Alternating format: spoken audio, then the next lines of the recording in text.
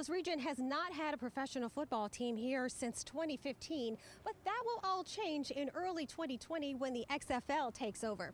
Their new head coach, Jonathan Hayes, is no stranger to football fans, having served more than a decade in the NFL, including 9 seasons as a player with the Kansas City Chiefs and 2 seasons with the Pittsburgh Steelers. So we, interviewed a whole bunch of coaches as you'd expect, and a lot of guys that were very interested in getting involved in our league. And what I liked about him is he's a Midwestern guy, right? He spent a lot of time in Kansas City, spent a lot of time in Iowa as a college student, Cincinnati. These are all, cities very, I think, similar to, to St. Louis. And he's a very down-to-earth, Midwestern kind of guy. I grew up in Ohio. I like the Midwest. I like guys that have 2 feet on the ground and they're solid and sort of salt of the earth. Out of the 8 cities with an XFL team, St. Louis was the final stop for those hoping to try out, and the Show Me State did not disappoint. While the other major cities averaged between 110 and 115 tryouts, St. Louis saw as many as 150 hopefuls. He has been playing since age 5. He started out with the JJK, Jackie Joyner Kersey Center, all the way to the NFL, some stints in the NFL. So. Chaz Rogers braved the heat in support of her brother, Daniel Williams, who was hoping for a spot as a wide receiver. That's him, number 20. But also, totally impressed with the response we've got here in St. Louis. Not just from the players, but from fans. We've got people that come out just to watch a tryout, basically. And it shows me how deep the passion is in this city for professional football. And we're super excited. This could be, ironically, right, our best market in a sense, because there's just such a groundswell of support for pro football. And people miss it, quite honestly. They miss it.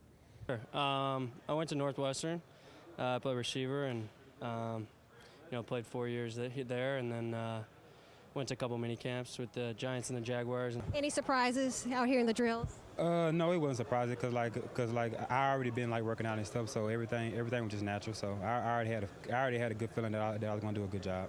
As we get closer to our draft, we'll also be watching the camps, the NFL camps, to see the guys that get released and cut, so that we have a chance to go and have an opportunity to sign them so that they can be in our draft in October.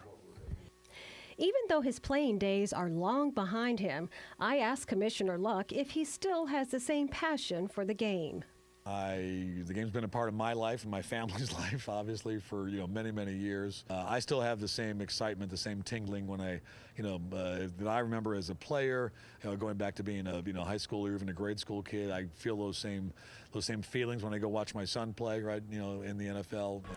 Commissioner Luck is the father of the 2012 first-round draft pick, Andrew Luck, who's been a quarterback with the Indianapolis Colts ever since. What will you guys do in the XFL to hold the attention of, sports fans? I mean, we're talking about hockey season. The Blues are coming off the Stanley Cup win. I mean, everybody's going to have eyes on them. What are you guys going to do to make this interesting and fun for the fans? Oh, I think that the one thing, if you give people, is competition. If you give them a good product that is ready to go out and compete every day and show people that you're not scared to back down to anything, they'll come. The team will practice here at the Lou Fuse training facility in Earth City, with all of their home games being played in downtown St. Louis at the Dome at America Center. Now, in case you were wondering, the XFL officially kicks off their season on Saturday, February 8th, 2020. Todd, back to you. Thanks, Melanie. It seems like XFL Commissioner Oliver Luck is excited to have St. Louis on board as a new expansion team. A new head coach, Jonathan Hayes, has what it takes to guide our team.